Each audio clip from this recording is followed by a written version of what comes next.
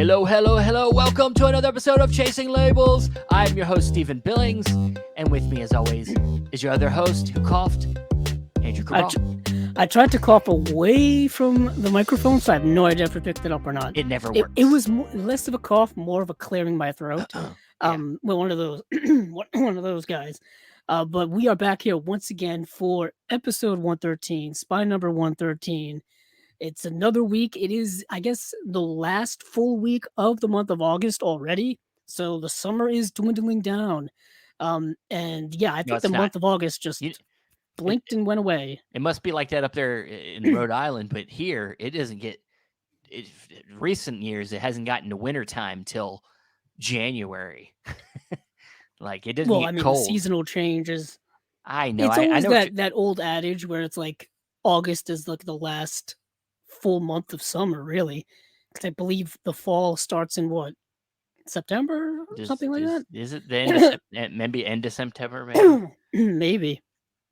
But it's about that time of year. Plus, I always go back to, school years and stuff like that, where at the end of August, you're dreading the beginning of school. But now apparently kids start like at the beginning of August now, depending on where you live. I don't know, but they need to be in school.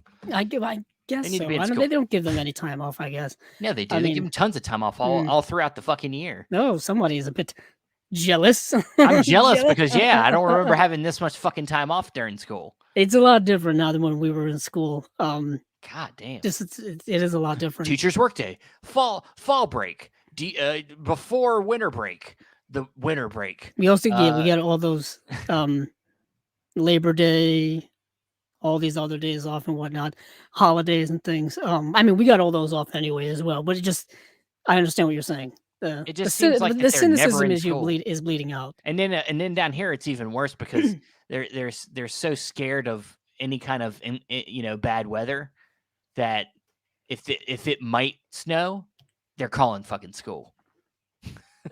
If it might snow. The thing is now with the internet and distance learning and learning from home, there's no more snow days, really.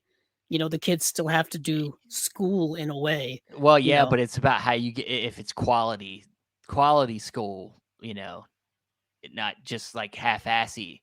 I know. You can get away with more. You can get away with a lot. At home. Yeah. That wasn't a thing when I was going to school in the 2000s. And even when I got to college, that whole distance learning thing was starting to take over, like online classes and stuff like that. I took a few when I was in college in the 2010s. A lot different expectations than being in class. Like you were responsible for everything. You couldn't slack off because everything had to show some type of effort. When you're in an in-class setting, you can slack off a little bit. You don't have to take notes so thoroughly. You don't have to participate so much. You can daydream a little bit. When you're doing classes online, you got to be fully engaged, doing all the work, because they'll notice if you're not putting in the effort. Yeah. But maybe that kind of did prep me for doing all the prep work here for this podcast, which we had a lot going on in it this week. The last full week is always, it's either an abundance of stuff or sometimes everything gets out and there's nothing. But there was an abundance of stuff this past week in the last full week of August of 2023. A lot of box sets that we're going to get into, a lot of things like that. But I do want to get into some news, some sad news, some upsetting news, some annoying news, I guess, depending on your perspective. We just talked about this Columbo set coming out from Kino Lorber. I know it's TV, and we usually don't get into this too much, but I felt since we brought it up before, we might as well bring it up now. Remember when we talked about it, and I'm pretty sure all of you saw the news on the social media places and whatnot, about a bunch of new special features being done, new audio commentaries being done, a new essay being written for this set, all this kind of good extra stuff. Apparently, none of that is going to happen as of right now. So coming directly from Kino, due to unforeseen issues, we can no longer include all the new audio commentaries, essay, and other extras we had produced for our upcoming Columbo 1970s boxed set. Yeah, that kind of sucks. It sucks because all of these were already done, apparently.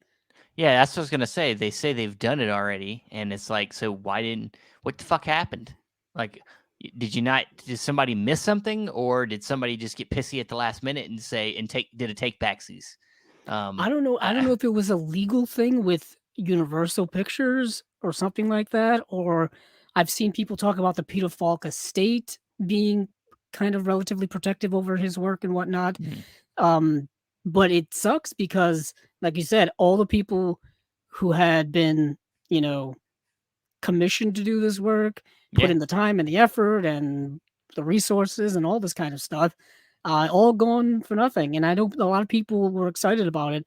I know I was excited about it. It kind of sucks because I'm guessing we're just going to get whatever special features were included with the Universal DVD sets that have been put out over the years, and that'll be it.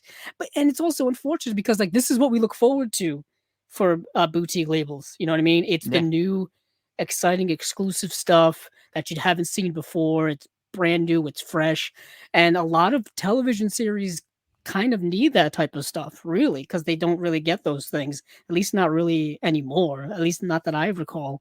Um, so it's very unfortunate. yeah, I mean, yeah. it. I hope.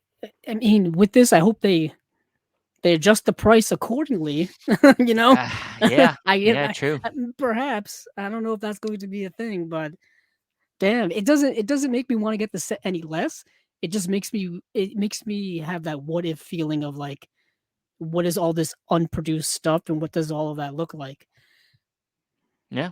Well, maybe something will change. We'll see. Yeah, maybe Um, they'll get clearance before they have to actually put this out. Um, because this is coming November 21st, which is not that far away. But moving on from there, there were a couple of things that they announced this week. Most of them are actually re-releases.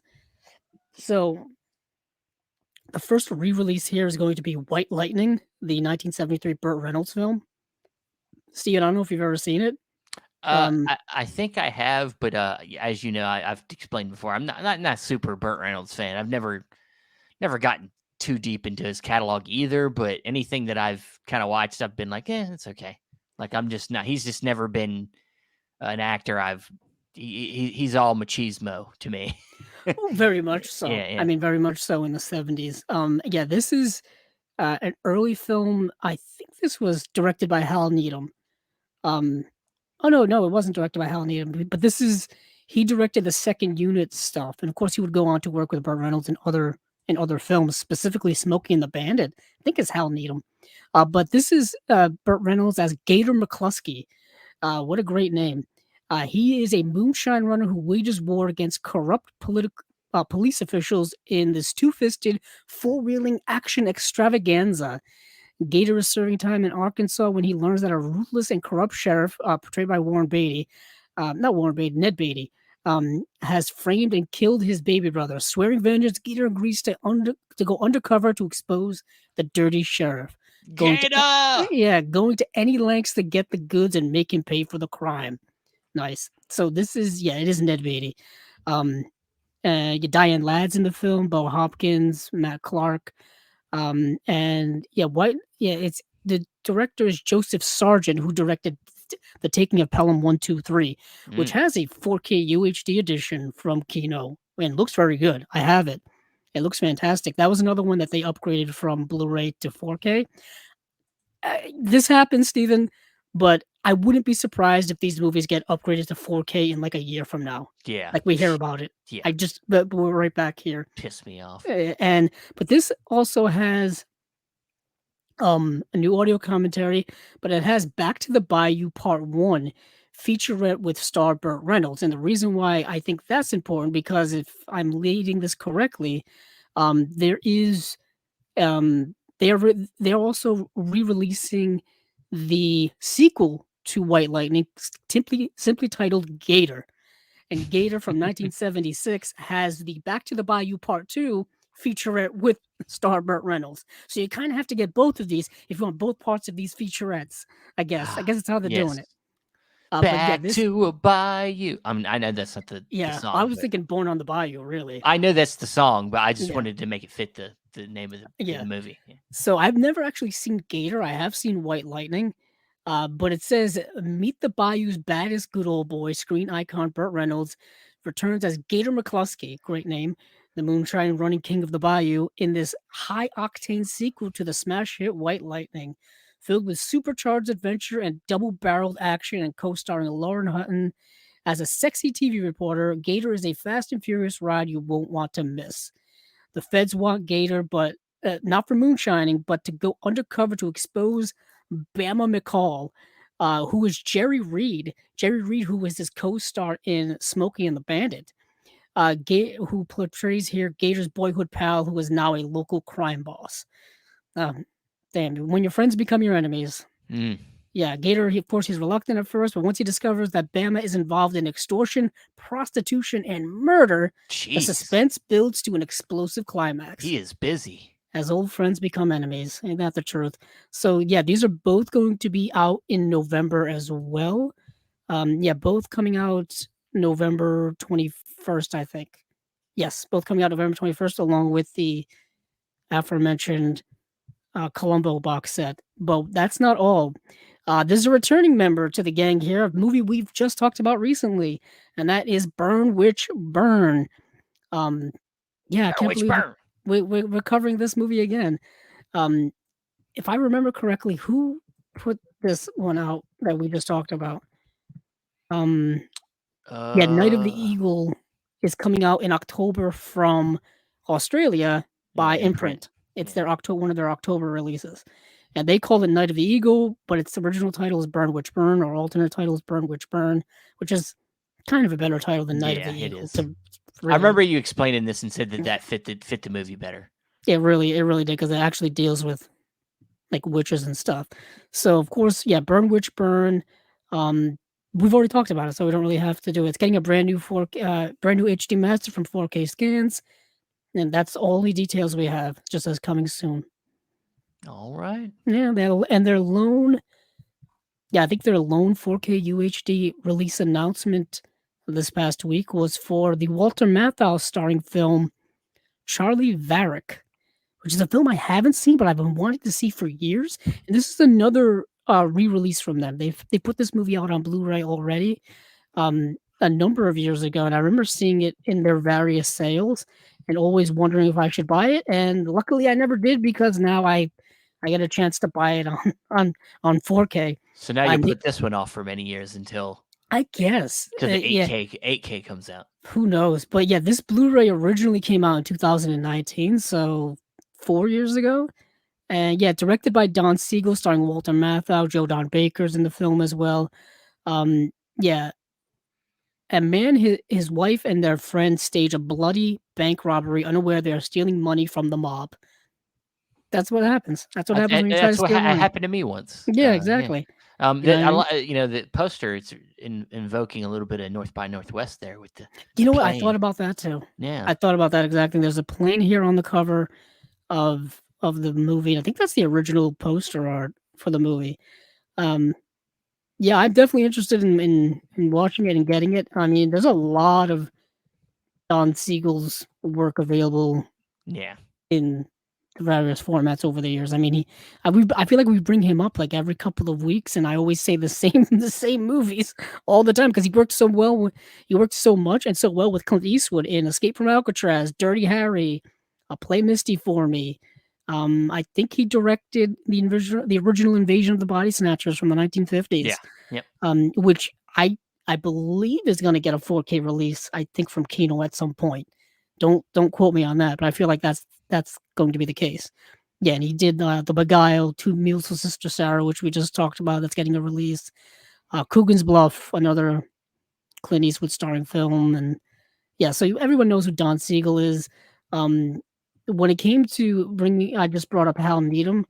I wanted to make sure that I was actually right, because I know Hal Needham started off doing stunts and then became a director, and he worked a lot with Burt Reynolds. Yeah, he did a lot of Burt Reynolds stuff like Stroker Ace and Cannonball Run and Smokey and the Bandit 1 and 2. Hooper, which is another Burt Reynolds film that I believe Kino's put out a Blu-ray on as well. So, yeah, a lot of Hal Needham stuff from the 70s. Great stunt work. He was a stunt coordinator, so that makes a lot of sense. So, I think that's it from Kino. Yeah. That is it from them. So I do want to talk about a couple of random releases or single releases. Okay. One was early in the week. Early in the week, once again, Phil Masters is making an announcement and putting out something. They're starting to put out a lot of things, starting to get their name out there very much. I think um Disconnected. Ryan just did an interview with those guys over there. Cool. That's up on his YouTube, or is going to be up on his YouTube relatively shortly. I think I saw that yesterday. So if you want to know more about that, check out that review because I'm interested in the work they're doing because they're putting out some interesting stuff. And this one here is also very interesting. This is a film from 1934. It's an adaptation of The Scarlet Letter, and this is actually, I believe, the first talkie adaptation of The Scarlet Letter. I think there was one done in the mid 1920s. I want to say 1926, something like that, which of course is a silent era adaptation. And this is, of course, based on the Nathaniel Hawthorne classic novel that I'm pretty sure maybe many people read in school, was supposed to read in school, summer reading perhaps, or maybe never at all, like me. I never had to read it. But Yeah, this, I read it, I believe. did Yeah. you? I never Yeah. got to read it. So this this is kind of a straightforward adaptation of it, although it's a short film. I believe this is another one that's in the public domain, so you can probably find it online somewhere. So Colleen Moore stars as Hester Prynne in this 1934 version of Nathaniel Hawthorne's classic tale of sin and redemption. Bearing a child out of wedlock was punishable in the 17th century Massachusetts by being forced to wear a scarlet letter A. But unwed mother Hester, who was born to a noble family, is determined to rise above her situation. Yeah, so basically the movie is takes place, like I said, in the 17th century. It's about this woman who's had a child out of wedlock. She's kind of the outcast of her very puritanical Massachusetts Bay Colony society. I think it takes place between 1640 and 1649 for all of you history buffs out Ah. there. The whole Thanksgiving Plymouth Rock landing Mayflower thing happened in 1620. If you want to like put your historical framework in there, kind of about Ah. 20 years after all that went down.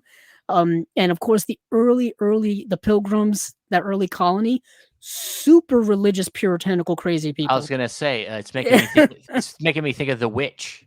You know what's weird about The Witch is the premise of that movie is that family had to move out of the Massachusetts 'Cause they were Bay too Colony because they religious. were too religious, and the Puritans were as puritanical as you can get. It's literally in their name. Yeah. Um, People don't realize this, but they basically got kicked out of Europe for being too religious. That's Yeah. why they had to come over here because Jesus, people dude, didn't want stop them talking about around. Jesus so much. Yeah, people didn't want him around. God So that's why damn. they got kicked out. But in this movie, there's this woman who, um, yeah, she has a child out of wedlock. She's kind of a social pariah, and it's kind of her trying to navigate that territory. You find out who the person is that, impregnated her and why she can't confess and all those things. Yeah, it's a classic novel dealing with a lot of themes of like I just said, anti-Puritanism, anti-religion, anti-persecution, dealing with a lot of those things. I found it to be very rather interesting. Like I said, the adaptation I think is only like a little over an hour long. It's relatively short, like super super short, and rather straightforward. So there's nothing really in it that's too flashy. The acting is fine and all that kind of stuff. Maybe could have been a little better, but yeah, it's fine. Alright. I rather enjoyed it for exactly what it is.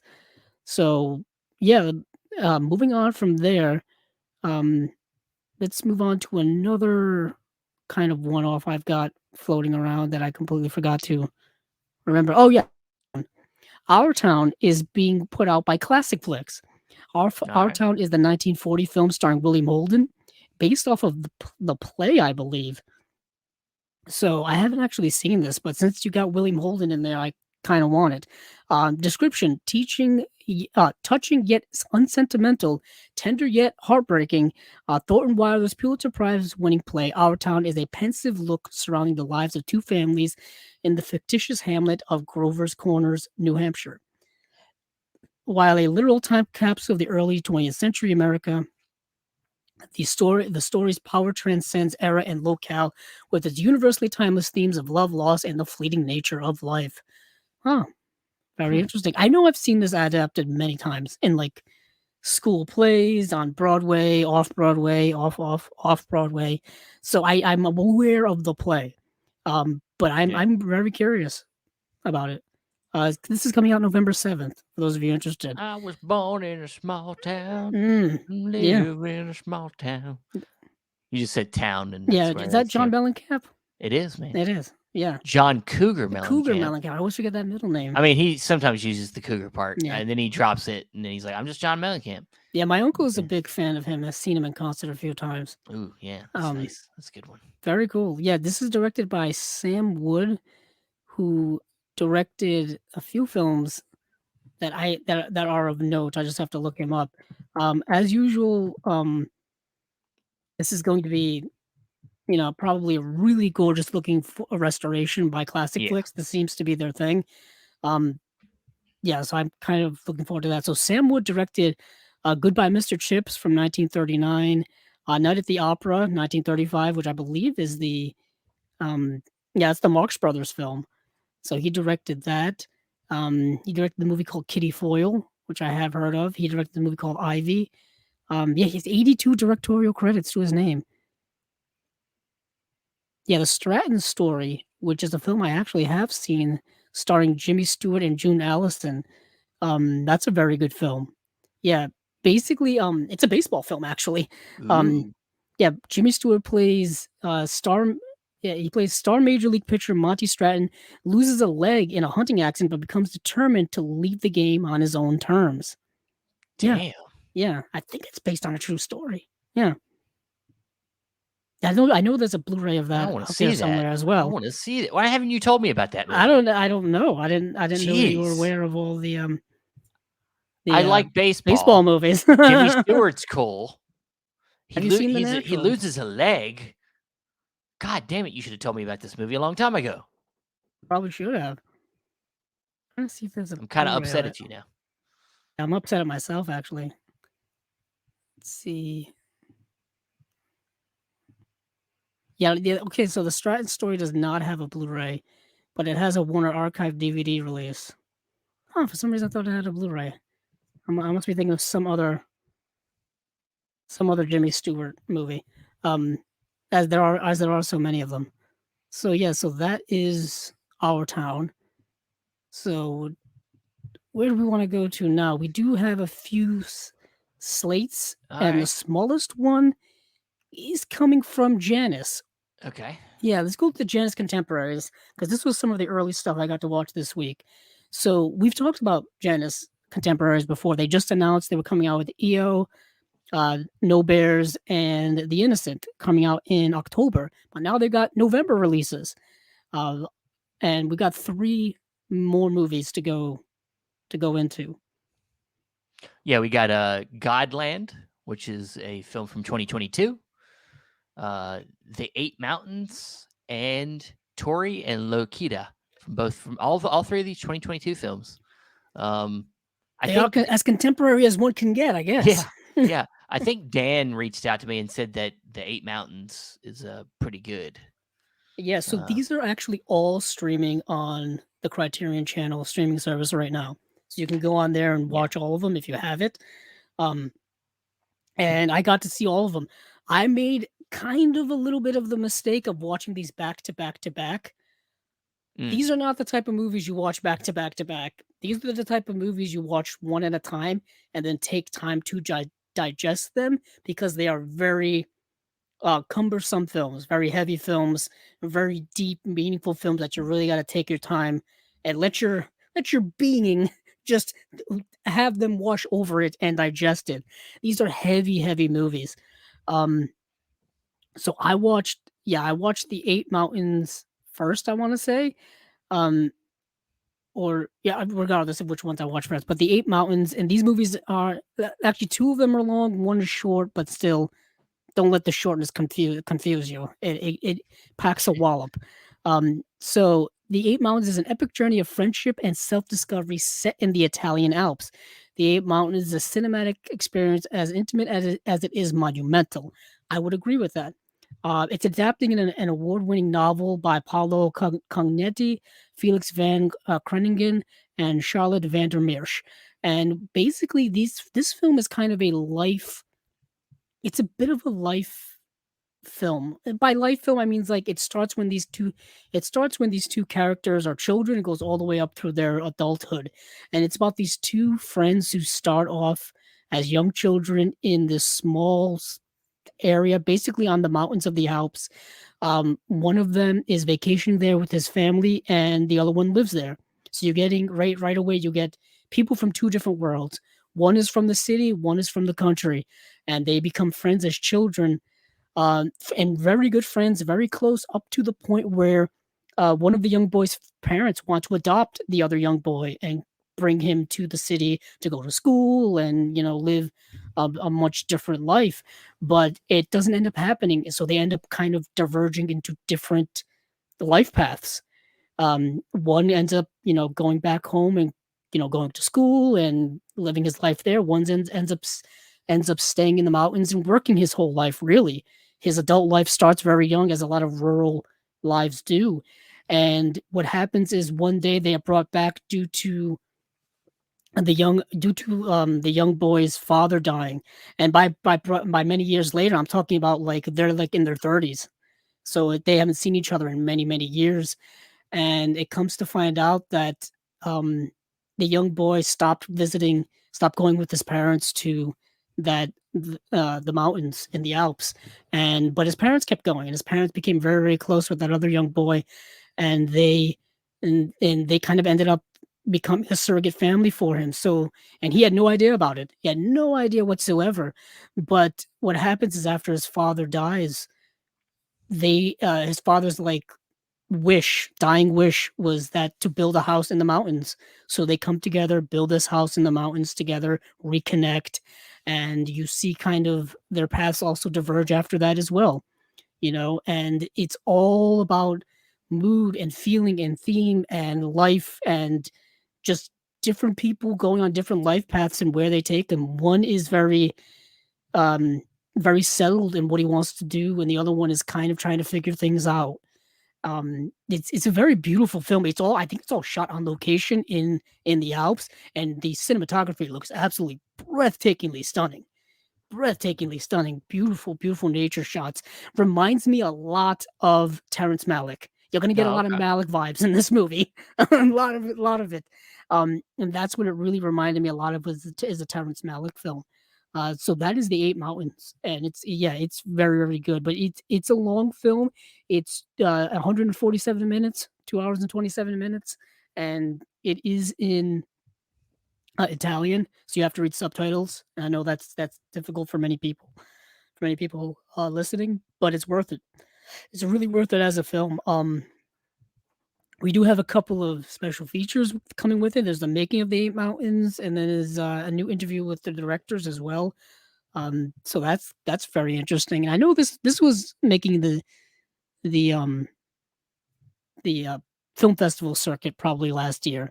That's Yeah. probably where a lot of people saw it, because when I went onto my letterboxd, turns out a lot of people had seen the movie already last year, and I totally did not.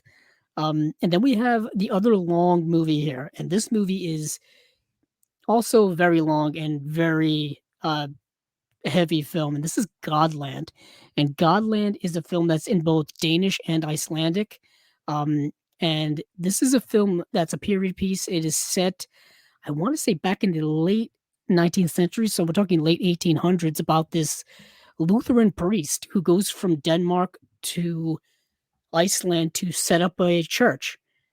And he decides that he's going to land in the southeastern corner of Iceland and then travel overland to this village. And it is as treacherous as you could possibly get.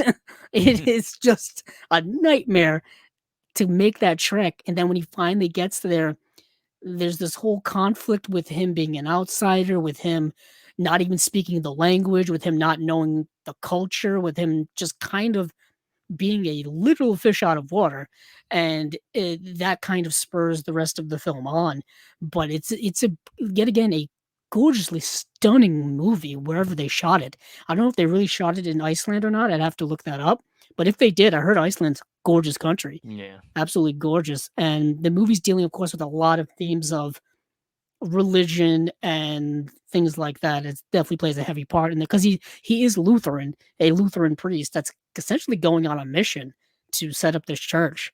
And yeah, it's Yeah. very very good. It's It, it makes me think about Scorsese's Silence it's in a in that way. vein. You know, Think of where that type of pacing and that type of filmmaking, very much like that. Not a yeah, lot of uh, dialogue, more about mood and setting and stuff like that. yeah, and obviously the silence is more. I mean, if I ain't spoiling anything, but it's more about in the comparison, if we were following the Liam Neeson character from Silence, this would be closer to the storyline in Mm. a way. Like he goes there kind of as a missionary and then things happen, and then Yeah, in the main story. essentially his journey. Well, if anything, it's even um the Andrew Garfield character. Well, I was gonna say, I Kinda mean, like that, yeah. essentially, his initial journey was more like the journey you're saying that this character goes through in Godland is more like the Liam Neeson character, but the themes of what he learns is more like what Andrew Garfield and Yeah, this ch of being tested.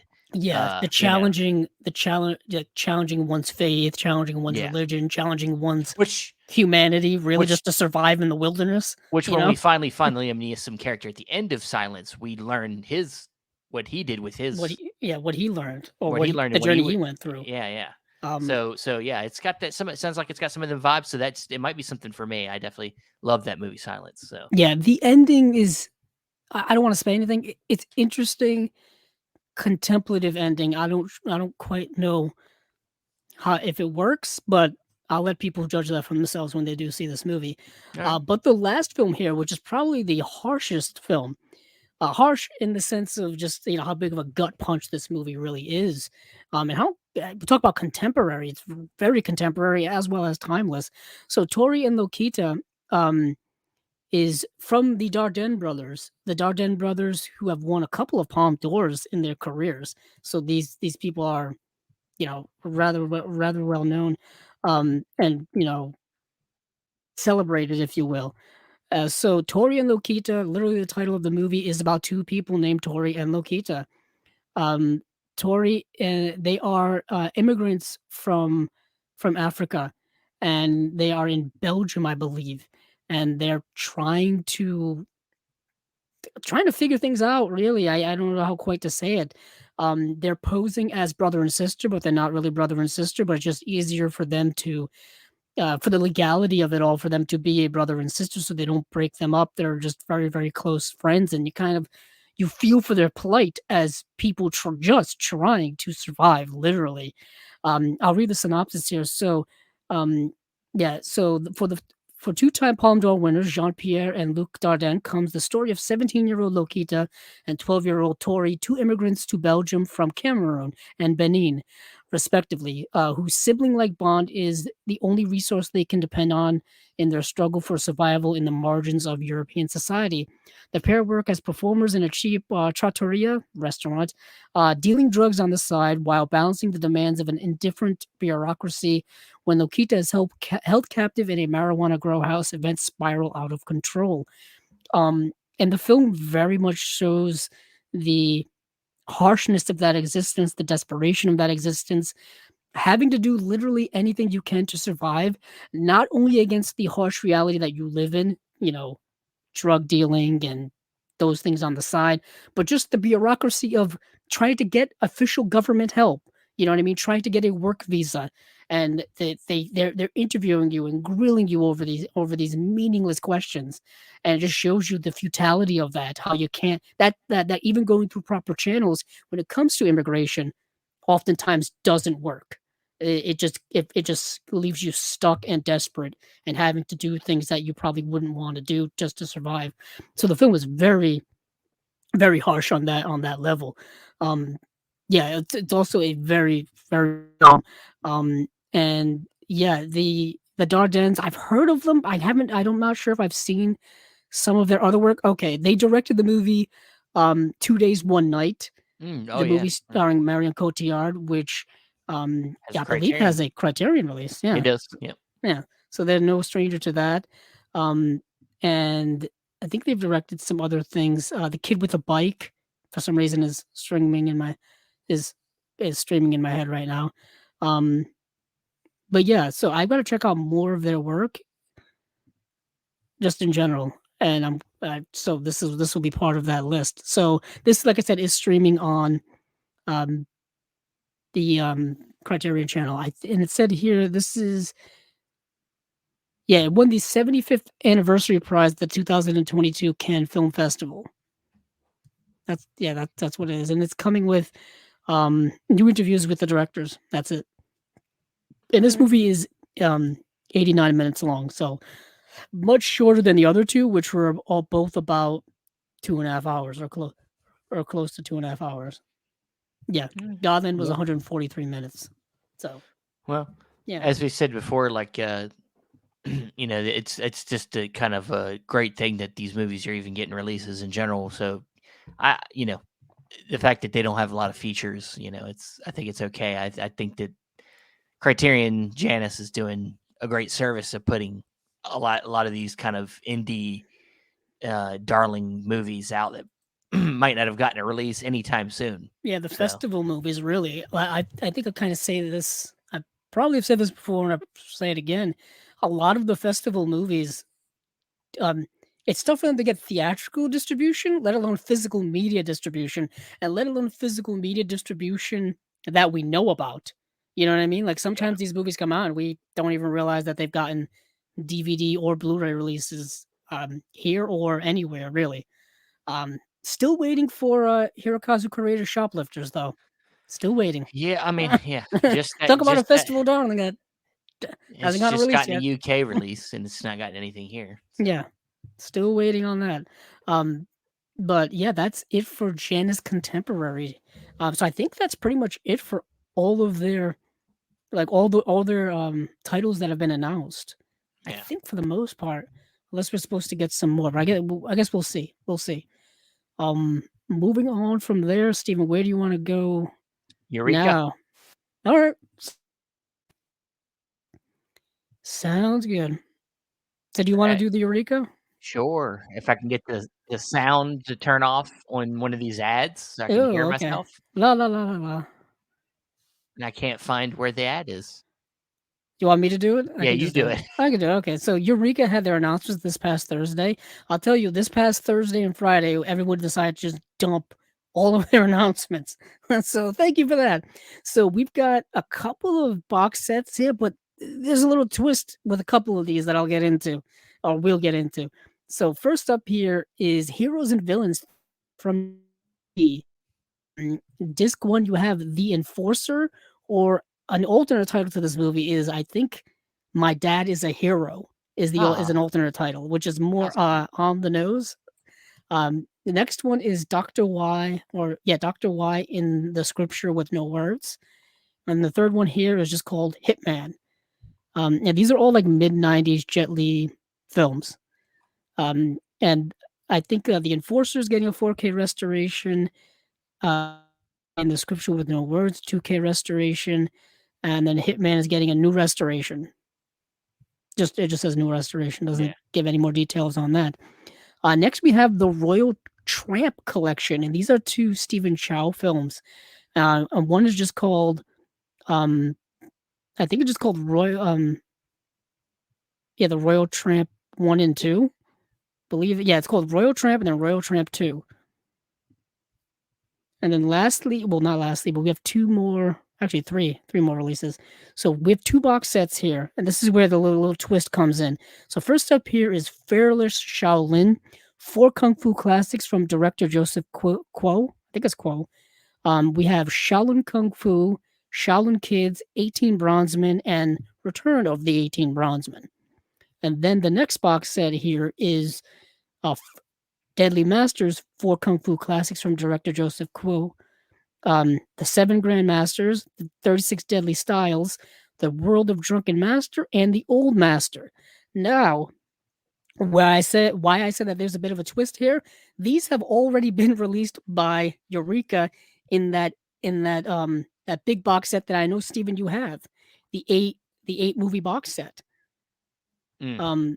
It's the Vengeance one. You know which No, one I I'm don't talking have about? that. I don't have that set. You don't have that set? No, I'd checked out like one or two of the films, and I was like, nah, these ain't for me. I'm trying to forget. Yeah, what's I know what you're talking about. Yeah, it's like a red set. It's like, hold on, yeah, let me look it up. It's yeah, and so basically what happened is, yeah, it's called Cinematic Vengeance 8 Kung Fu Classics. That's what it is, from Joseph yeah, Kuo. So yeah, what is interesting, I thought you had that set because I went onto Letterboxd and you had rated the 7 Grandmasters. And I yeah, was like, did we talk about this already? And turns out we did once upon a time because that box set came out in 2021. And I yep, remember us talking about it. Um, so what happens is that box set, which came out 2 years ago, is out of print, and they basically split the movies into 2 box sets. That's it. I they never go. Guys, this I is an example of releases just never go away. Really, yeah, and not only that, but it's kind of not annoying, but I'm like, did we have to do that? Like, we couldn't just left that box set intact. I guess maybe it gives people more of an opportunity to buy the 4 movies that they want and not I the other 4 movies. I yeah, don't know. You know what I mean? Like when it comes to just my collector brain, I want all of them. You know what I mean? I would want them all in my mind. So each of these releases has 2 discs, so it's 4 movies on 2 discs, 2 movies per disc. Um, that's the way that's going. Um, and the Cinematic Vengeance one was the same way. It had it was a 4 disc set with 8 movies. So yeah. whether you have that set or whether you have these 2, I'm assuming it's the same exact thing. Um, I'm hoping that it's the same exact features. I'm guessing it's the same exact discs. That would be my guess. But don't quote me on that, obviously. So moving on from there, we've got one here that's the Cabinet of Dr. Caligari is getting a standard 4K UHD edition. I guess to follow up from their 4K UHD limited edition that they came out with already. So that's getting a Yeah, re-release. I believe I got this. I It can't was one of the remember. better film. Yeah, I think. When was it released? Last year? Yeah, I think so. Yeah, it was released. Oh God, it was released in December 5th of 2022, and it's already getting a standard release. Okay, so that is everything from Eureka. The only thing I really got to see was that first Jet Li film, which is The Enforcer. It's a fine kind of middle grade, middling '90s action film. Jet Li's cool in it. The story and the premise is a little ridiculous. Not ridiculous, but I wasn't rather engaged in it.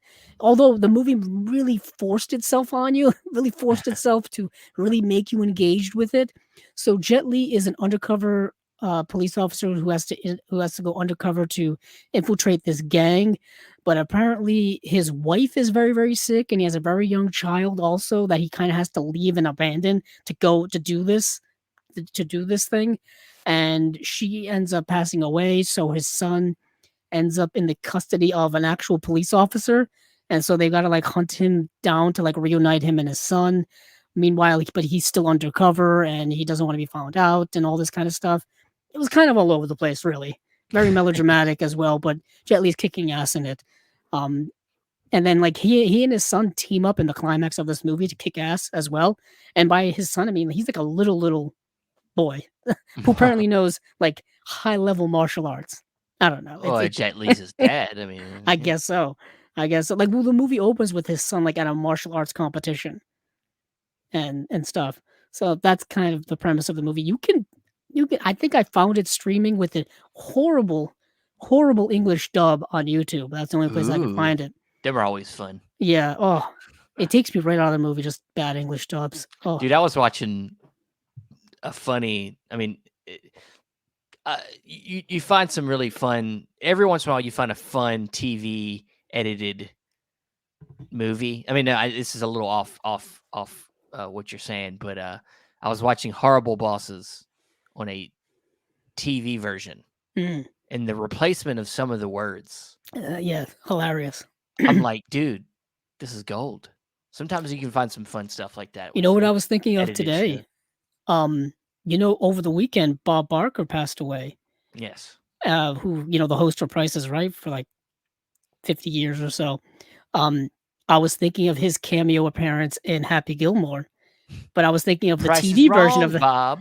Yeah, it's like The Price is Wrong, Bobby. When I'm pretty sure the legitimate line is The Price is Wrong, bitch, or something like that. Bitch. and He like comes back in, bitch. I was just thinking of just like TV edits of vulgar comedy and just makes it like 10 times more funny. Yeah. Kind of like what you're Sometimes it saying. can't. Sometimes when you know that it's like supposed to be, it's pretty Yeah, fun. don't quote me on any of this. I'm just going riffing off of memory, basically. Because they would just play Adam Sandler films on basic cable constantly They still growing do. up, like the like the happy the Billy Madison TV Billy edit. Madison, Happy Gilmore, Big Daddy. Yeah, but the Billy Madison one, I'm pretty sure like they would add scenes or take away scenes for broadcast or something. It was this weird time, just a weird time growing up. But yeah, so that's it for Eureka. Back on track. These are all coming out. I don't even think we said it. These are all coming out. I don't even know when. When are these coming out, Steven? I'd already clicked off the page. Thanks, Oh, man. of course you did. Of course you did. These are all coming out in November. Okay, that's what I was gonna say, but I wasn't sure. Well, usually at the top here they'll say this is Eureka's whatever. Eureka announcement. Eureka Entertainment announces November releases. Yeah, it says it right there, right in front of me in big bold letters. Couldn't see it to save my life. Moving on from there, let's take a trip down under. Let's go to Imprint because Imprint also decided let's put out a bunch of movies today on Friday or Thursday. And we've got an eclectic group here, Steve. Actually, not really an eclectic group. They're all classic movies from like the 40s and 50s. Yeah, you lied. And 60s. I lied. You lied. So let's get into these bad boys. Yeah. So first off, we have, of course, another film noir set. Film Noir Collection 5, 1940 to 1962. We'll get into it. Just keep going. Yeah. And the films that are included are Peter Lorre's Island of Doomed Men. Then we have The Red Menace, The Burglar, and 13 West Street is the 4 films in that set. And then moving on, we have another set getting collection number 2, Tales of Adventure, 1948 to 1956. And the films inside that set are Angel of the Amazon, and then Daughter of the Jungle, Farwind of Java? Yeah, Farwind to Java. Or Fairwind to Java. Farwind to Java. Elephant Walk and Safari. And next we have Assignment K, which is kind of a cool title. Dead Heat on a merry-go-round. I was about to say merry-go-round. Merry-go-round. I think that's already been released somewhere. I believe I remember that title. Diamond Head. And lastly, we have The Man in Half Moon Street. So, yeah. Yes, we do. A lot of classic titles. Yeah, like you said. Yeah, all movies ranging from, I think, the 40s through the 60s. So let's dive into this. So you were right, Stephen. Dead Heat on a Merry-Go-Round just got a Blu-ray release from Kino on July 25th, 2023. So this just came out. It's hard to forget that name. Yeah, I know it's a rather long name. It's starring James Coburn. Yeah. Yeah, and it's coming out in November. And so Dead Heat on a Merry-Go-Round is a heist film. James Coburn stars in this comedy melodrama as Eli Koch, who uses his charm to obtain a parole from prison by having an affair with a female psychologist. Eli's plan upon getting out of prison is to rob a bank at the LA International Airport. The date of the bank robbery coincides with the arrival of the Russian premier, so that bank security will be minimal, with the premier attracting most of the airport security forces. Harrison Ford appears in this film, and it's his debut.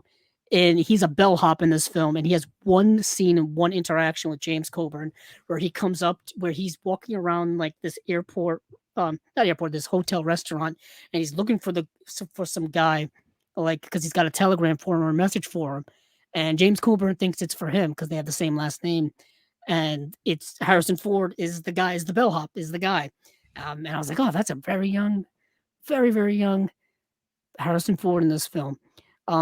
Yeah, so James K is kind of the reason to watch this film. Um, it's a rather interesting kind of silly concept, really. Like I was just reading. He gets parole out of prison by having an affair with with a female psychologist. But what he does up until like in preparation for this heist that he wants to pull off, he basically travels around the country seducing different women in order to steal money from them or steal money from their rich employees in order to kind of fund his heist. That's what he does for a good part of this movie. it's Good just for him. it's just James Coburn just charming and wooing women and sleeping with them and taking their money for a good portion of the movie. um yeah, that is the movie. But yeah, so if you're into that, that's for you. But some of these other films are interesting to not great. How do I say it? So Cool. Assignment K stars Stephen Boyd in this. I'm putting thrilling in quotes because it's not really that thrilling. In thrilling spy drama directed by Val Guest, best known for his sci-fi and horror films during a 5-decade-long career. Um, I found it more interesting that it was directed by Val Guest than really anything else. So Val Guest, um, was more known for doing like sci-fi and movies like that. Like he directed The Day the Earth Caught Fire, Hell is a City. He directed, I think, Casino Royale. He also directed that movie Jigsaw, which I think we talked about way back when, which was a really kind of solid thriller of a film. So yeah, this movie is not particularly like great. It's kind of like a James Bondy type movie, but it just not as good in my opinion. Um, yeah, it's yeah, so let me read the premise here. Oh no, you don't have to do Yeah, a that. British agent posing as an executive of a toy company tangles with East European powers or spies in various European locales. Yeah, so basically, he's this guy uh, who's posing as this businessman who runs a toy company, but he's really a British spy. But he gets found out, and then it's him like trying not to work for the other side, but also being blackmailed to work for the other side. Um, it's fine. Yeah. Like I said, it's not particularly great. Moving on from there, we've got these box sets. Okay, so I did get through this entire noir box set. Okay, we are scraping the bottom of the barrel here when we're talking about film noirs. All right. First of all, some of these movies are even past the film noir timeline, the classic film noir timeline. I think like 1940 to 1958 is typically my idea of what classic film noir is. Some of these are past that point, and some of these are really stretching the premise of film noir. Even this first one here is more of like is not quite there in my opinion. So Oscar winner Charles Barton directs the legendary Peter Lorre. Of course, he was in Casablanca, Maltese Falcon, a bunch of other things. In this sensational noir that pushes the censorship restriction of the era as far as possible, thanks to its elements of sadism, bondage, spousal abuse, and one very startling moment of simulated animal cruelty. Okay. So Peter Lorre plays Stephen Donnell, the owner of Dead Man's Island. Using the off radar colony as a place to keep paroled convicts as slaves, undercover agent Mark Sheldon gets sent to the island and becomes trapped himself as Donnell's sadistic guards. As Donnell's sadistic guards maintain a tight circle around the house and grounds. So yeah, it is very dark in that noir style, in that noir sense. It's not dealing with traditional, I guess you could say, noir themes and things like that. It's more of a kind of a dark, twisted, like Island of Dr. Moreau feel to it. I don't know. So you've got this Peter Lorre character who's running this prison camp on this island and basically using prison work prisoners as slaves to do like mining work or something like that. And but the whole creepiness and the unsettlingness of this film is that he has a wife who he basically treats as as an extra prisoner. He won't let her leave the island. He won't let her do anything. He keeps a very like tight leash on her when it comes to everything. And that's really the more interesting parts of the movie that they don't really get into here in the synopsis. But it is very dark and sadistic and twisted, and it's spousal abuse, it's domestic violence, it's mental abuse, it's all those things that they're getting into. That's where I find the movie to be the most interesting, is in all of those things, and not so much the main plot of this guy, being this undercover detective trying to expose all of this. Like that's kind of, I find that to be kind of extra and irrelevant to the more interesting things going on. Um, but yeah, if you want to see Peter Lorre being a complete piece of crap, this is the movie for you. Well, Um, he does that a lot. yeah, he's got, but he's a very unsettling Yeah. actor. He already can be. The Red Men is terrible. Here we go. So controversial. I'm not even gonna read this garbage. It's it's a movie solely made to be an anti-communist propaganda movie in 1949, during the scare of communists infiltrating American society, in Hollywood. That's the only reason why this movie exists. And it's kind of the only plot of this movie is to make communists look like crap, and to make communism look like crap in general. And what happens in this movie is this guy ends up joining the Communist Party. He ends up having a romance with a woman who is like a head of this local Communist Party chapter, and the whole movie is just to him being like corrupted, or you're seeing the corruption of communism and all this kind of stuff and the evilness of it. It's very, very heavy handed. I mean, politics aside and all that kind of stuff aside for now, just as a movie, it's so purposely a message movie that it just beats you over the head the entire time of communism, terrible, red menace, gonna get you. Don't let it infiltrate our society or bad things are gonna happen. All this kind of stuff. It's so evil. Watch out. It's very, very, very propaganda-ish. The Burglar I've seen, but I don't remember it. But the movie stars Dan Urea and Jane Mansfield and Martha Vickers. A burglar and his two associates set their sights on a wealthy spiritualist who has inherited a fortune, including a renowned emerald necklace. Um, yeah, I don't remember the movie, but I know I've seen it. It's based on a 1953 novel.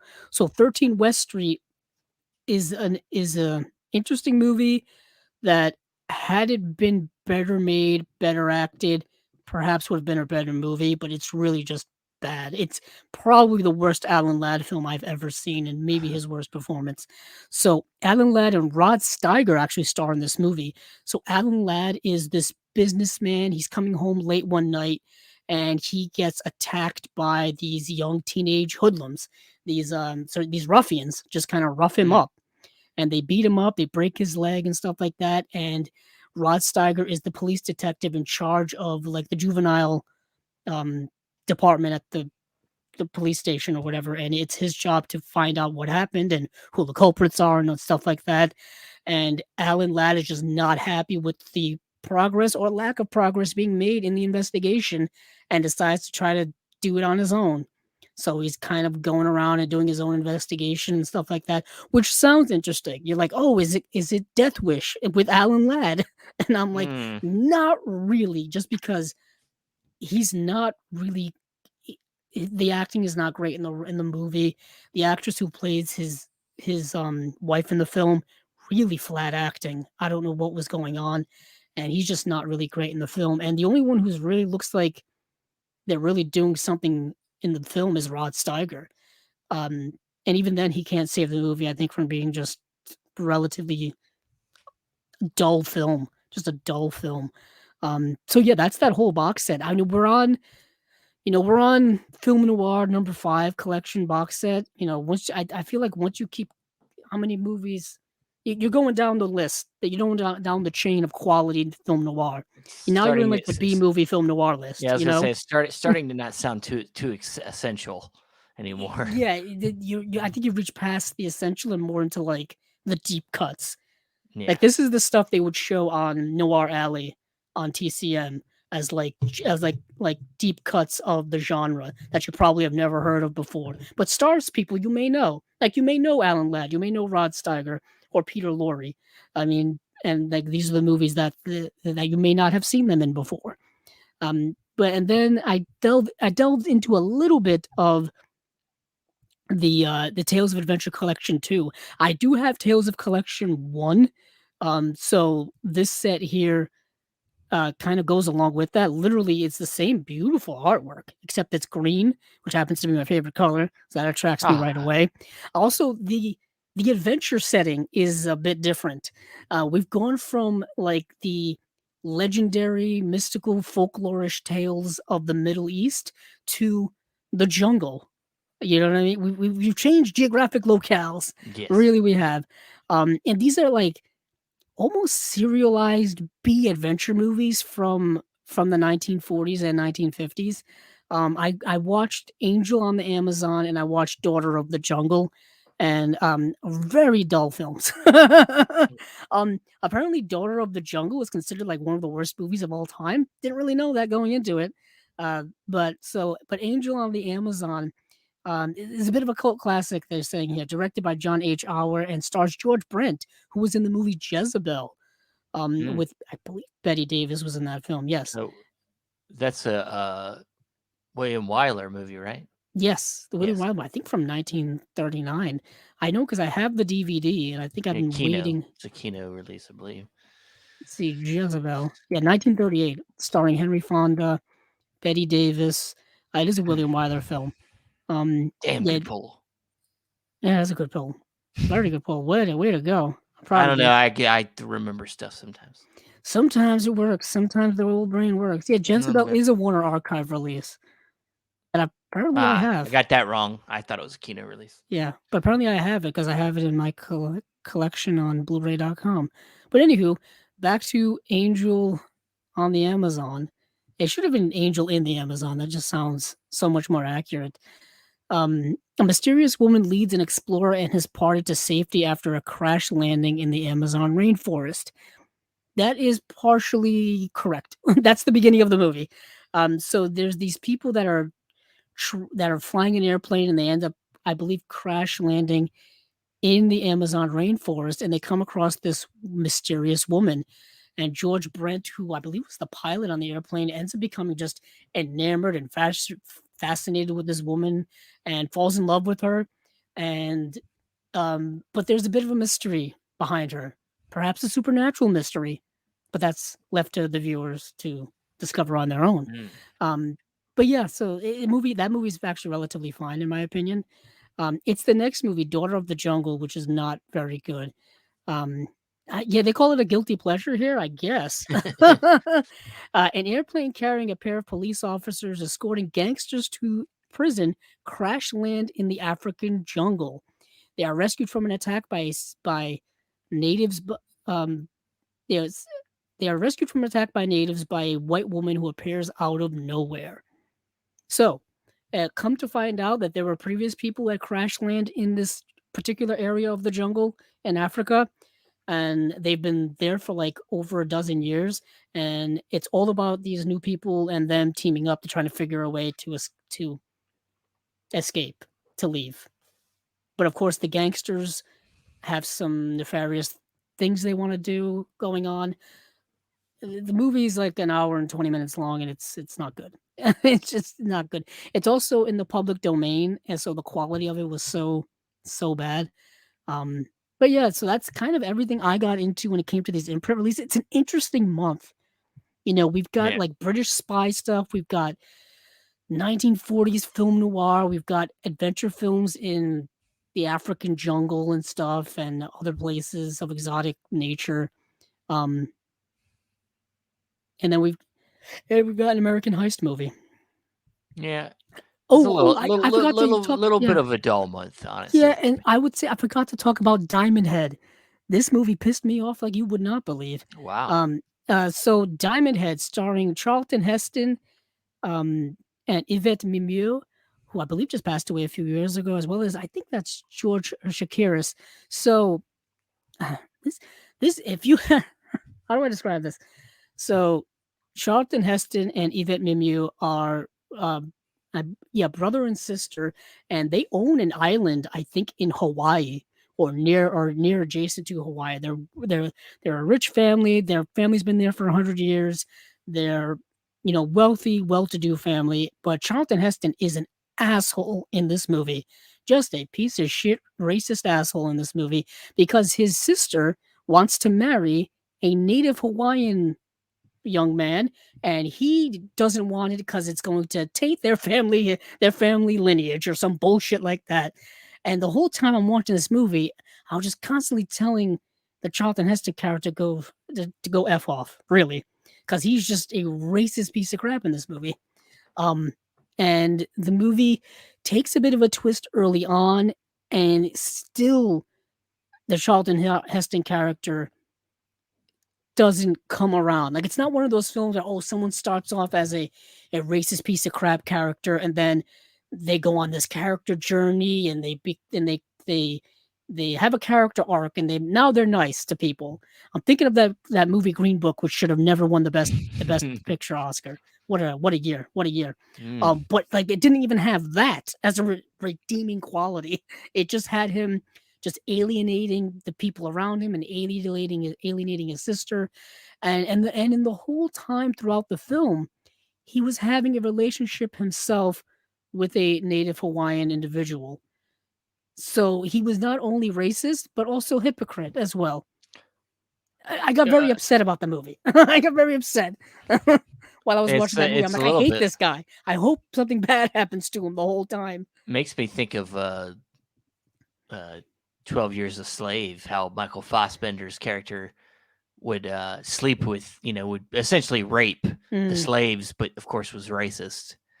Which Was is unfortunately historically accurate. yeah. And unfortunately, there's probably a lot of truth in this film when it comes to people who are very hypocritical when it comes to their prejudice or their racism or anti whatever the case may be. They're bigotry. And most of the time they're hypocrites, really.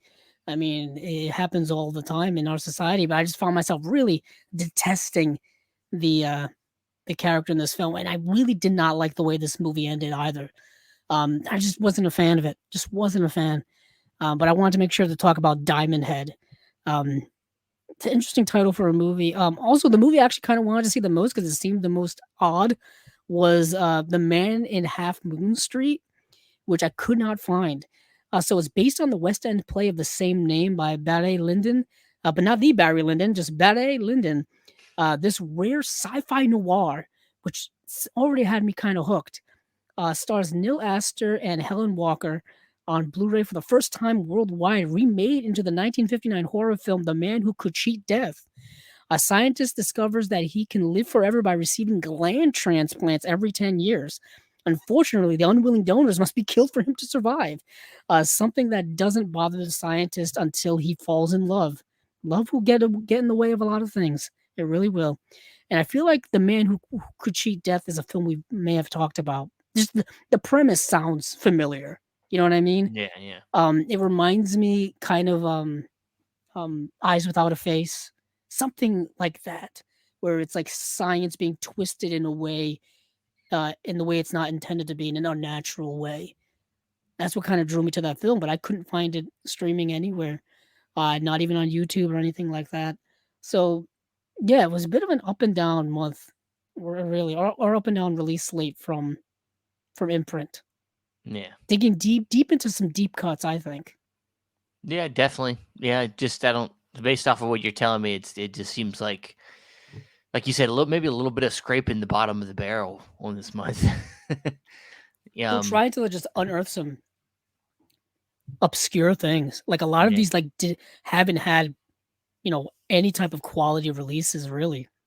yeah, Like I said, a lot of these were in the public domain, and a lot of these were just uploaded from really bad looking versions online somewhere. Um, so if anything, these are going to look amazing. They're going to look in the best quality they probably have ever looked before. But just the movies themselves, I don't think are kind of worthwhile to be paying some of the prices that I think a lot of people pay for imprint releases. unfortunately. I know there are Imprint completists out there who will dive into these. Hopefully you like them, but I can't find myself like being like, oh, I've got to have this. Yeah. But All let's right. move Yeah. someplace else that may have some things we may want to get. That was a terrible segue. God, it was terrible. Arrow. This is where we are. We're in Arrow land. Yes. Let's get through these.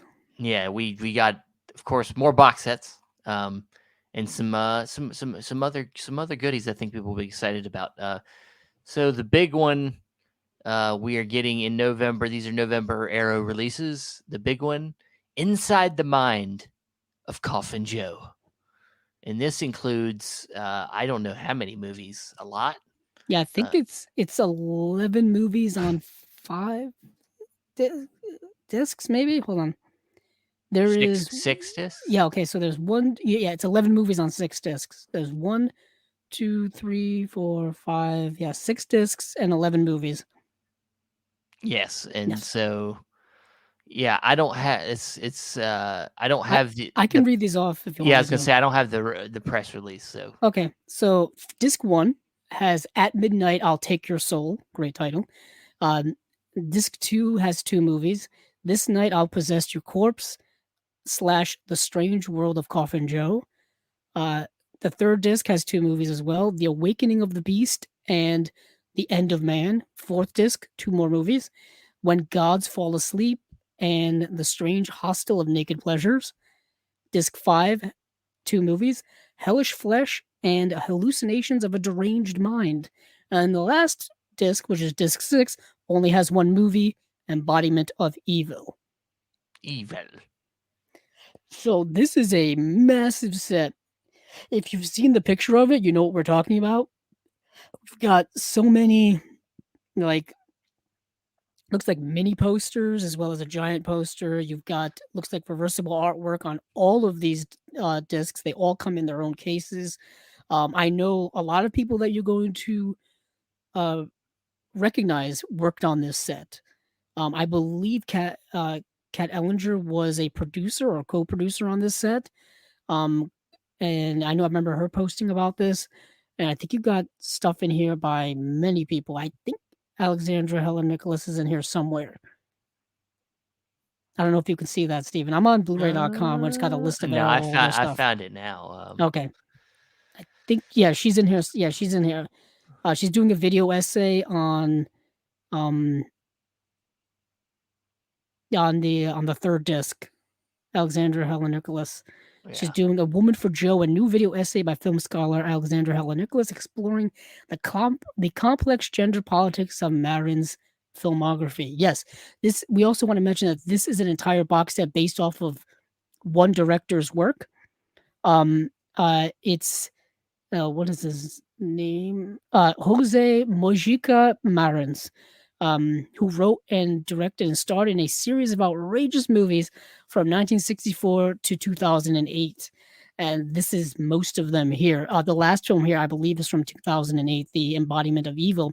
But he is um, the originator of this character of Coffin Joe, or Jado Cajou, I believe is how you say it in Portuguese. Ironically, I'm Portuguese and I don't speak the language or read the language. So this is an insult to my ancestors in every way, because I believe um yeah, I believe these are from Brazil, or Brazilian Portuguese, really, which is it's a different dialect, a different version of Portuguese. Um kind of like how um you have you have French spoken in uh, France, and you have French spoken in Canada, and it's 2 different versions of the same language, really, um, which is fascinating to me how those things work. I guess that's why people study languages. But anywho, these are a series of horror films, and I've only got to watch the first one, At Midnight I'll Take Your Soul, from 1964. This is getting a brand new 4K restoration. Thank goodness, because the quality in which I watched it was as public domain as one can get, like barely visible to the eyes. um, it, so the premise of this movie, it's the first Brazilian produced horror film. At Midnight I'll Take Your Soul. And like I said, it is this character of Jido Kajao. Um, and he is a piece of shit, filthy man. He is his what he's it's just his whole premise of what he wants to do is just incredibly um unsettling. So he's upset with the fact that his wife can't give him a son. So he decides, I'm going to go around town and find the perfect candidate to have a child with against their will. So you know what Mm. I'm saying. And he goes around town looking and looking, and the woman he ends up finding that is his choice just happens to be, I think, the girlfriend or the wife of like his closest friend.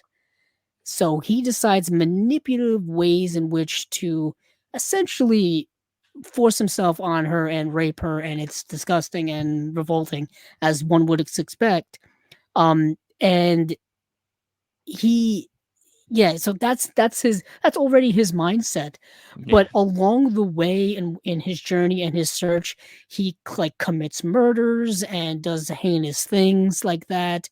And what ends up happening is all this stuff ends up coming back to haunt him. Karma ends up coming back to drive him crazy, and he basically gets he runs into these like fortune telling women and stuff like that, saying that you're cursed. There's a curse that's going to be upon you. The people that you're killing are going to come back and get you. Stuff like that. And he doesn't believe them. He laughs it off. He dismisses it. All this kind of stuff. And karma gets him. You know what I mean? Like that's the whole thing about this. But apparently his character doesn't meet his demise because he comes back in two more of these movies. So apparently he makes a return, and he returns throughout this director's work, I believe. And he's a very popular character. If you've seen the character, he's wearing a top hat and he's looking quite sinister. He's a gravedigger slash Grim Reaper type character. And yeah, he's known as Coffin Joe. But yeah, this is a massive box set. Each disc has its own special features. Like I said, a bunch of swags coming with it. We're getting ourselves probably a large book in here as well. That seems to be the case. I'm trying to see if no, they don't really say. They usually It doesn't tell what. usually. It Yeah. tells you the like if it's like 100 pages, 80 pages. It just says an illustrated collector's book featuring new writing by Tim Lucas, Carlos Permati, Jerome Reuter, Amy Voorhees, Searles, Kyle Anderson, and Paula Sacramento. Yeah, like I said, a double-sided fold-out poster, 12 poster art cards and stuff like that. But that's not all we've got in this month, Stephen. We've got some other stuff. No, sorry, you cut me in a yawn. I did get you in the yawn. Yeah. We've got two This more releases. Yeah, this one here is I'm excited about because I've really wanted to continue collecting the series of films, and that's the Tremor series, and we get Tremors 2 Aftershocks on 4K. So I'm pretty sure I've seen this one. After the second one, I haven't seen any of the other ones. The But Tremors franchise is like very long and very involved, and I wasn't yeah, aware of like how much it's spanned. Like there've been like TV series, there've been video games, there've been all kinds of stuff. Yeah, there's been 1, 2, 3, 4, 5, 6, 7 Tremors films. The newest one coming in 2020, actually. yeah, And there've been, like I said, there's been a TV series in 2003. They were going to do a TV series a few years ago, and they were bringing back Kevin Bacon yep, from the original film, and they shot a pilot, and the pilot didn't end up getting picked up. yeah. It's unfortunate because it's I think a fun idea.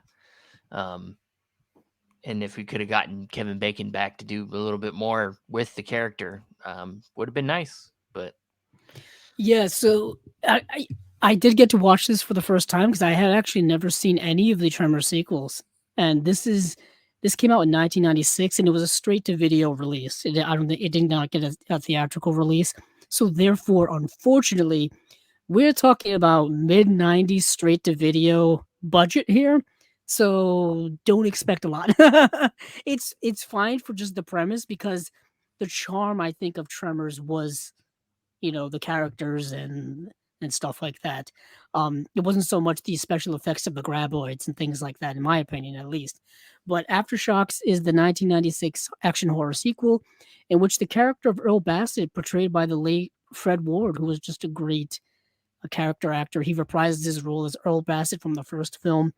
Um, James Gross, no, not James, Michael Gross is in this film, also portraying his character from the first film as well. He was the character that was married to the Reba McEntire character in the first film. They were the two like gun-toting crazy rednecks who just had a huge arsenal to fight the graboids with in the first film. Well, he's on his own now, but he teams up with Earl and Earl's like assistant and they've been hired to get rid of an infestation of graboids at a Mexican oil field. So it's basically them just going around this plot of land in Mexico and blowing up graboids. And turns out the graboids have mutated into these like velociraptor type creatures that like chase them around now and are on two legs. They're no longer just worms in the ground. They're mobile now. Time to go mobile. Yeah, time to go mobile. And it's just like that's like the wrinkle of mutation or extra facet of this movie that they have to overcome. And you can tell while watching the movie that the budget is most definitely lower, just the way in which they shoot certain scenes, the way in which they shoot the climax of the film. They don't really have the budget to do a lot with it and whatnot. But it's fine, it's fun. And, if you like the character that Fred Ward is portraying and Michael Gross and stuff, it's okay. You know what I mean? I don't think it holds a candle really to the first film. That first film is still, I think, pretty damn good. And I will say this, the 4K that they put out a few years ago, Arrow did of Tremors looked amazing. Just a gorgeous looking 4K. And I remember getting that. When was that scene? Was that 2021? Yeah, Yes, 2021. Yeah. Or was it? No, it was late 2020, and then December of 2020, and then the standard edition was 2021, and then now we've got Tremors 2 Aftershocks in 2023. We do have two different covers here as well. I think there's an Arrow Video exclusive cover that you can get directly from them, and then I think there's the more standard like green. There's green cover here. This is Tremors Aftershocks. But yeah, I'm surprised. Didn't expect it. Did not expect it at all. Not a straight to video sequel.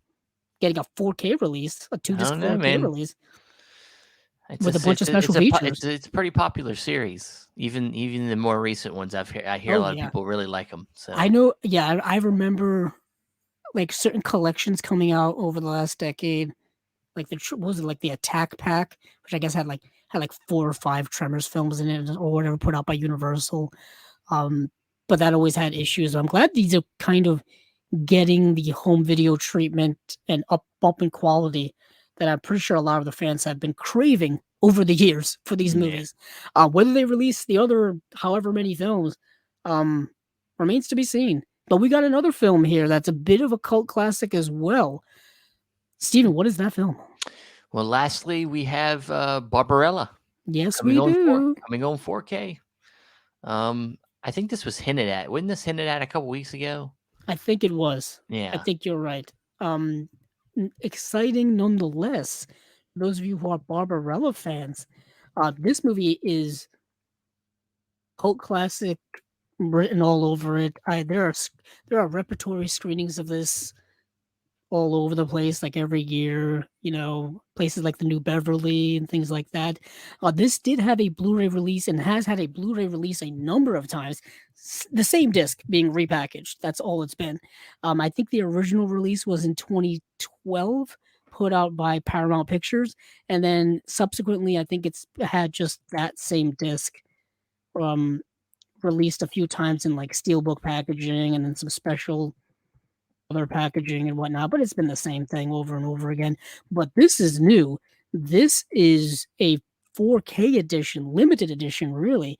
and we are kind of treated here to once again uh, um, gorgeous artwork. Yeah, I think you can get it in the original um, poster art as well as this new, more flashy, more flamboyant, more fluorescent Barbarella photo here.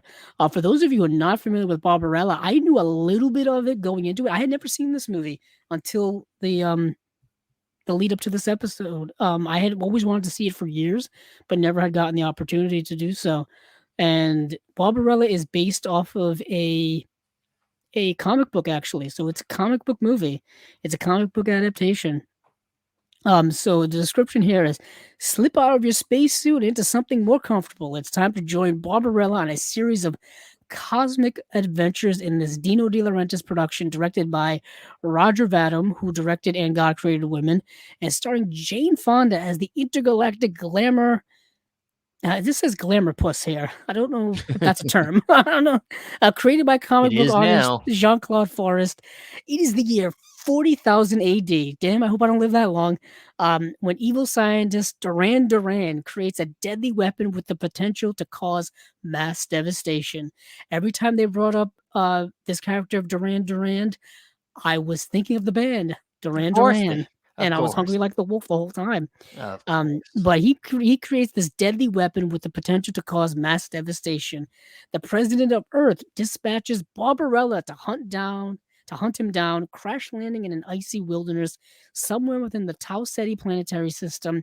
Barbarella is rescued by Mark Hand, um, who was in La Cage aux Folles, and guided by the blind angel Pygar. Oh boy. Who to Duran and taken to Duran's lair in Sogo, a city of corruption and debauchery, where an encounter with the great tyrant Black Queen and her minions throws her mission into jeopardy.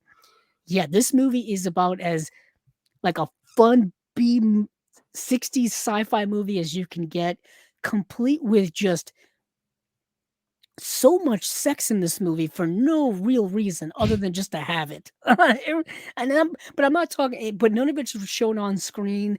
None of it's like exploitative in that way. It's not a sexploitative film. Like they show you the beginning and then the aftermath of sexual encounters that Jane Fonda's character has in this film, and various situations are so absurd. Like like she does it like she does it just randomly and it's just like just in the most precarious situations, and it's fun, and the movie's bright and colorful. It's got this that 60s just like absurd sets like the Star Trek sets you would see on the Star Trek original series, Yeah. stuff like that. A lot of like that sci-fi from that time. Keep in mind this is So the say sci-fi I'm thinking Flash Gordon. stuff like that, really. This is the kind of stuff that George Lucas would be inspired by when he would then go on to make Star Wars. This is pre-Star Wars sci-fi, so it's even more generic than that, more just rudimentary than that, but it's so charming and so over the top and so inventive and ambitious for its time that you can't help but being a little bit in awe of it, as silly as it is. Jane Fonda is great in the film, in my opinion. She's just wearing these crazy outfits and whatnot. You know, there's such a charm to 60s sci-fi, I think. Yeah. Um, this was the time with Planet of the Apes was like their high sci-fi stuff. And even that was probably more it was more high quality than this. It's tough to do space stuff in the 60s. It really is, and not look cheesy by modern perspective. So you kind of have to go with the flow. You kind of have to expect how bad it looks and stuff and just go with that charm. But yeah, Barbarella's been a cult classic for years. I know people who are super, super fans of it. Think it's just great, great stuff. I was relatively charmed by it. I really was. Cool. Charmed enough to be very intrigued by this release and to be very interested in it in general. Because it is getting a rather deluxe release, 4K restoration by Arrow Films themselves. We got a second disc here with a bunch of special features. Um, yeah, I'm excited. I'm relatively excited about this release out of all of these releases. Yeah, I Fantastic. don't own the movie at all, so Yeah. I guess my procrastination has paid off once again. Once again. Once again. Very, very, not very often, but once again. Gotta pick But my spots. Gotta pick my spots. yeah. Well, all right. That is it for this week's episode of Chasing Labels. A lot of good stuff. Andrew, of course, as always, watched almost everything. Actually, Yeah. this was kind of a low week for you. No, you I didn't ended watch- up watching 17 movies.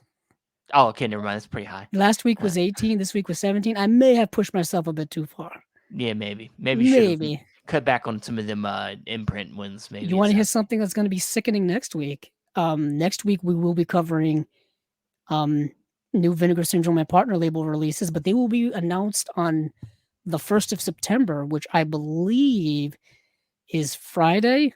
So will not give us much time to go over them. So I'll probably be doing a lot less talking next week. Well, I guess nothing's going to happen because I don't have time to watch anything. It's all about you, man. I got to do something. I'm just here to keep you in control, But very much so. Yeah. Very much so. But we made it through this week. We made it through the month of August. Yeah, this is an interesting month in general. I don't know where I'm going with all this. I'm trying to wrap it up. All right, man. Well, where can you be found? Jesus. You can find me on Twitter or X, as it's still being called. Nobody's really stopped that nonsense yet. At Capzilla06, as well as our YouTube channel, Chasing Labels. Is that a question? Yeah, I guess I was going to add more to that. But there's not really anything new up there for people to go check out. No. Although we will be doing, obviously, another unwatched pile very, very soon. Well, it might have to skip this month. I haven't had time to get any guest on. Well, yeah, but I'm assuming in September we will have another unwatched September pile. we'll plan to have another one coming for you guys. I've got stacks of unwatched things that I need an excuse to watch. Of course.